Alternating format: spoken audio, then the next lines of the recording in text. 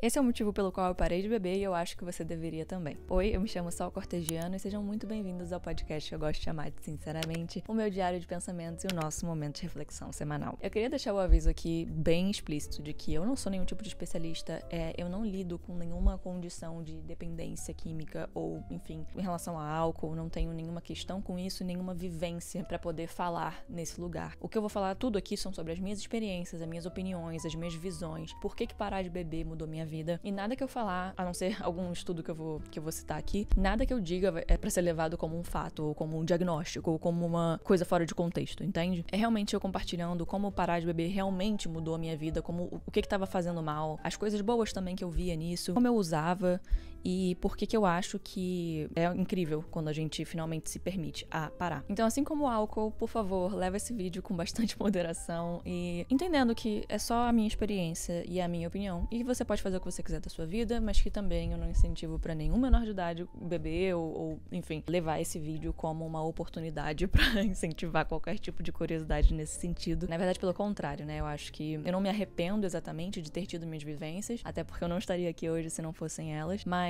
ao mesmo tempo, eu acho que se eu pudesse voltar assim mais nova, eu realmente teria revisto um pouco o momento que eu teria escolhido pra iniciar esse contato com álcool. Dito isso, por que eu parei de beber e por que eu acho que você deveria também? Os meus pais moraram na Espanha durante alguns anos e foi lá que eu nasci também. Se você conhece alguma coisa sobre a cultura espanhola ou não conhece, eu vou introduzir um pouco. Existe um hábito, né, de ir a esses barzinhos meio restaurantes, se chamam tapas, que é basicamente você ir nesse local especializado em petiscos, digamos, pra poder tomar, às vezes com alguma bebida, tem um fator muito gastronômico com isso. E meu pai, ele cozinha assim muito bem, então eu tenho certeza que ele vai abrir um restaurante algum dia. Então, naturalmente, quando meus pais chegaram na Espanha, foi quase um abraço, assim, eles falaram, caramba, o mundo gastronômico daqui é tão rico, que legal. Então, o álcool, eu acho que fez parte muito desse contexto, assim, de qual vinho vai com qual bebida, qual cerveja vai com qual petisco, e também pelo fato de que beber, pra eles, assim, além de ter sido introduzido cedo, por causa da nossa sociedade mesmo, que é assim que em muitos casos acontecem, pra mim também foi cedo, relativamente, eu acho que existia esse amor, sabe, pela gastronomia e por todo também o aspecto de socializar, de trocas, de você poder conversar e ficar refletindo com as pessoas e aí tomar um vinhozinho no frio e,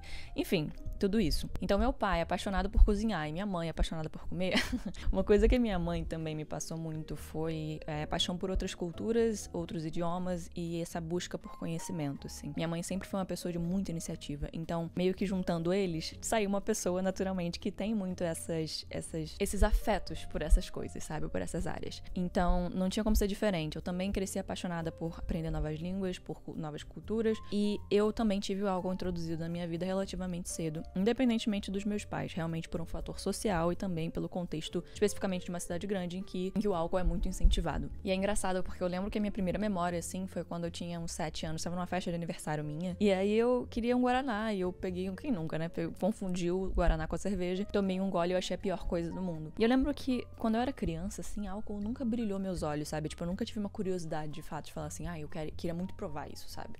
Eu queria, sei lá, provar várias outras coisas, mas eu não queria provar. E eu não tinha essa afinidade, exatamente. Naturalmente, né, a gente fala do paladar infantil, a gente vai amadurecendo e também o paladar vai mudando, então a gente vai começando a entender por que os adultos gostam de certas coisas. E naturalmente eu entendi. Tipo, eu adoro um vinhozinho, eu gosto de cerveja, já fui mais fã, mas hoje em dia eu não gosto muito não. Só que eu vi que socialmente existia uma grande questão que não era beber só por aproveitar o gosto ou, sei lá, um benefício do efeito ou qualquer coisa assim. Era um beber um pouco mais sombrio que isso. Na minha adolescência eu não tava bebendo, tipo, um drink pra poder entender com qual comida que ia ou pra me divertir um pouco e jogar papo fora com meus amigos. Eu tava misturando vodka com tangue, então eu acho que, assim, não era exatamente pelo benefício cultural da coisa social. E sim, era horroroso, mas eu achava algum tipo de diversão naquilo. Eu nunca soube exatamente do que chamar esse lugar que eu preenchia, assim. Até que eu um dia me toquei, assim, da palavra perfeita. Tinha nome e se chamava escapar. Eu genuinamente gostava de me sentir leve, quem nunca, sabe? Tem partes do álcool que são divertidas, senão ninguém bebia, né? E depois da pandemia eu lembro que foi uma grande virada pra eu poder enfrentar a minha ansiedade social. E eu achava que era benéfico, até começar a entender que na verdade estava me prejudicando muito. Será que eu posso dizer que me deu coragem se eu não lembrava da maioria das coisas que eu tava conversando sobre? Ou se eu tava tão nervosa a ponto de ter que beber e não conseguir nem entender o que a pessoa tava falando de volta pra mim quando eu perguntava: e aí, o que você faz da sua vida? E aí, qual é o seu nome? E eu com certeza não iria lembrar depois, porque a circunstância em si já tinha começado no lugar errado. Se eu fosse colocar numa balança tudo que o álcool trouxe de positivo versus de negativo pra minha vida, eu diria que com certeza trouxeram experiências muito mais negativas do que positivas, e eu teria cortado da minha vida muito antes se eu tivesse percebido o aspecto maior que isso trazia. Mas eu também não me culpo, porque assim, a gente tem que aprender com as nossas experiências de fato, e eu sinto que me deu muitas coisas pra refletir, assim, a partir dessas experiências que eu tive. O que também foi importante pro meu amadurecimento como uma mulher hoje. Escapar das dores, dos traumas, de mim mesma, não adiantava muito. Adiantava até certo ponto, até o dia seguinte, talvez. Mas no dia seguinte, eu tinha que lidar com toda a frustração que o álcool também traz. Com todas as consequências, com todas as vulnerabilidades, com todos os sentimentos ruins que ficavam comigo depois que todo o efeito divertido passava. Era basicamente ir das nuvens até o fundo do poço, o que muitas drogas pesadas realmente fazem, e a gente finge que o álcool não. Eu não sei qual é a onda, mas eu também já fui participante e culpada disso, tá? Eu também ficava tipo assim, mas é álcool, sabe? Mas não. A gente vive numa sociedade que não só incentiva o consumo do álcool, mas a gente banaliza ele de tal forma que até os excessos mais extrapolados são vistos como uma noite de farra. E tudo bem, porque o seu sistema nervoso ficou que nem um cardiograma. Mas será que importa mesmo? Foi tão divertido? Será que foi divertido? Sei lá, mas foi legal, pelo menos eu tô em outro lugar que não é comigo mesmo, entendeu? Eu, como uma pessoa que já foi epilética e que tem TDAH, não sei se era exatamente a melhor forma de lidar com o que estava acontecendo na minha vida naquele momento. Separação dos pais e mil e outras coisas que estavam acontecendo em casa e fora de casa, o álcool já nem parecia mais uma escolha, sabe? Ele parecia a única coisa que eu poderia me apoiar naquele momento. Eu não fui incentivada pelos meus pais a descobrir um escape pelo álcool. Eu diria que foi algo meio inevitável e natural, até porque os meus amigos, desde os 16 anos, estavam também bebendo com muita frequência, escondido dos pais e, enfim, tudo isso. Coisa que, inclusive, eu não incentivo nem um pouco, tá? Porque, assim, na hora pode parecer muito divertido, mas depois você fica pensando, caramba, quanta coisa que eu poderia ter me poupado se eu simplesmente tivesse esperado um pouco mais pra crescer. E quando você cresce, de fato, é tipo assim, caraca, a vida adulta tem coisa pra cacete pra pensar. Tipo, eu queria ter aproveitado mais o momento de ser irresponsável dentro do plausível, sabe? Dentro do não autodestrutivo. Você vai ter outros momentos pra beber na sua vida que não precisam ser ali. E não adianta muito falar isso, mas é a minha opinião, tendo vivido essas coisas. O meu cérebro e certos tipos de álcool simplesmente não funciona. Simplesmente não funciona. Desde cedo eu tive blackout. Desde cedo. Certos ingredientes de certas bebidas, certas misturas, eu sempre tinha algum tipo de amnésia alcoólica. E eu apagava mesmo. Eu poderia estar funcionando, né? Tipo, me mexendo e até parecendo normal, entre muitas aspas, mas eu não tava ali. E no dia seguinte, você pode apostar que eu não ia lembrar. E numa sociedade machista que a gente vive, é claro que eu escutei com: é sério que você não lembra? O que você fez que você se arrependeu? Nada que você não quisesse fazer sóbria. E eu ficava ouvindo aquilo, tipo, não, você não tá entendendo. Eu não sei o que tá... Eu não sei que... Eu não sei. Mas você não lembra de nada? Não, eu não lembro de nada. Pra você ter uma noção, se ninguém mencionasse a palavra calça, por exemplo. Eu tava com uma calça. E aí eu derrubei, sei lá, cerveja na minha calça. Legal. E aí, se ninguém falasse a palavra calça, eu poderia ver a minha calça suja no dia seguinte, mas eu nunca lembraria que eu tinha derramado cerveja. E aí, quando alguém falava calça, isso ecoava na minha mente e destrancava a memória de eu ter derrubado cerveja na calça. E só por causa desse gatilhozinho auditivo, porque alguém falou: olha só, você derrubou a cerveja na sua calça. E aí vinha e, tipo, desbloqueava isso na minha cabeça. Então, era muito difícil também tentar explicar isso pras pessoas, porque, sim, tem pessoas que tiram vantagem do fato de serem mau caráter pra poder dizer: não, era porque eu tava bêbado, e, tipo... E eu entendo isso, mas esse nunca foi o meu caso. Realmente, tinha um certo tipo de bebida que só não funcionavam com o meu cérebro. E o blackout realmente fez uma parte. E o blackout fez e teve um impacto na minha vida numa fase ali muito importante que eu talvez não entendesse a seriedade na época. Na verdade, com certeza eu não entendi a seriedade na época. E eu não sou uma alienígena por isso não, tá? O álcool já é conhecido como uma droga que pode causar amnésia alcoólica, né? Mas esse assunto é muito pouco levado a sério. O site da BBC fala sobre blackout, um fenômeno de amnésia alcoólica que pode acontecer parcialmente quando se tem algumas memórias, mesmo sem grande detalhe, e o mais intenso, que é geral, e o cérebro nem chegou a registrar os acontecimentos. Segundo o site da BBC, entre 30% e 50% dos jovens adultos que bebem de fato relatam ter tido alguma experiência com blackout relacionado ao consumo de álcool. O meu cérebro, com TDAH, ele já tem certas questões para registrar. Sabe a Dory?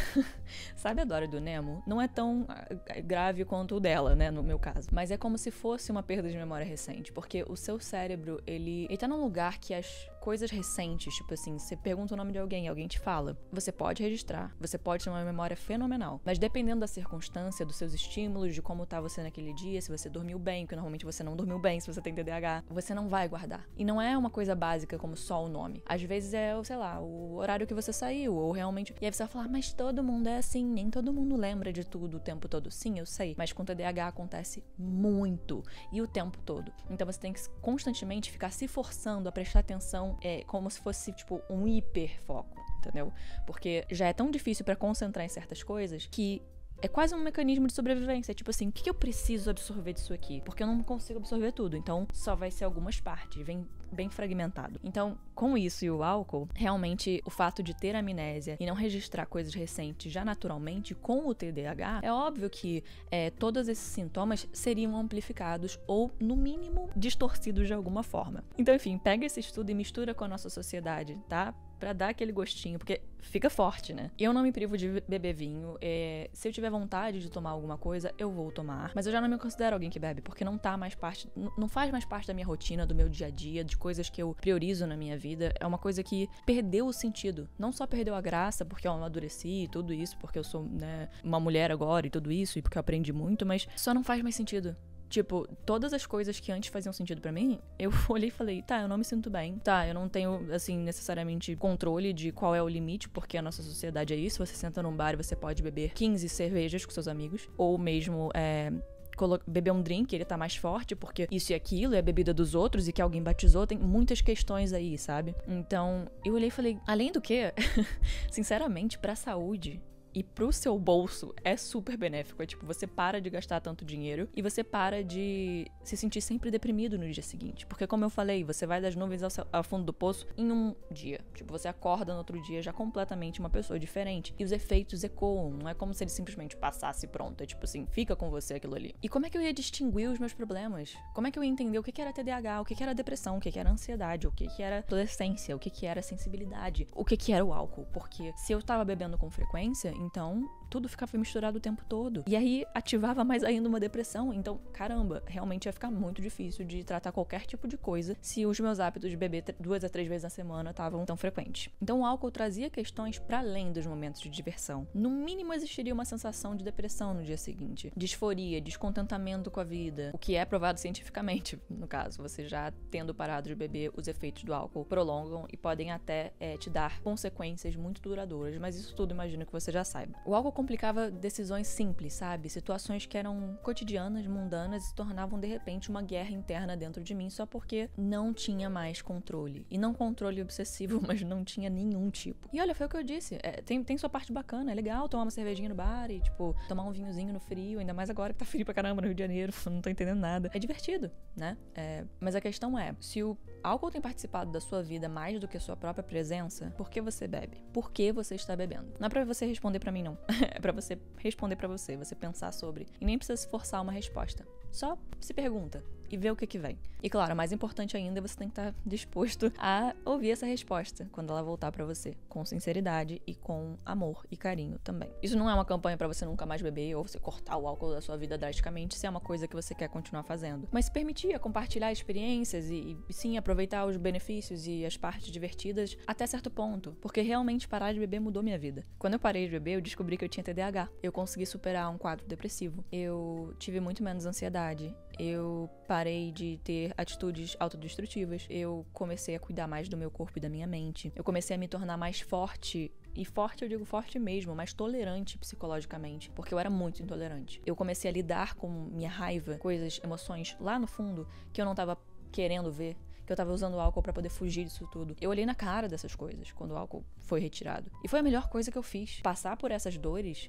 e conseguir estar agora no lugar que eu tô, foi a melhor decisão que eu tomei na minha vida. Porque antes essas dores iam continuar aumentando e se tornando em outros monstros, em outras coisas escondidas embaixo da cama. E agora é como se libertar. É realmente como achar sua liberdade de novo. Parar de beber me ajudou a encontrar uma relação muito pura com a vida, que pode ser amarga em alguns momentos, mas que sempre tem um contexto de paz. Toda essa instabilidade que é vendida pra gente como, é tão divertido e, nossa, até faz bem pra você, né? Beber uma tacinha, beber um pouquinho, só que não faz, tipo, isso é tudo muito parte de um mercado que quer que você consuma, quer que você, na verdade, consuma mais e mais, então, não faz bem.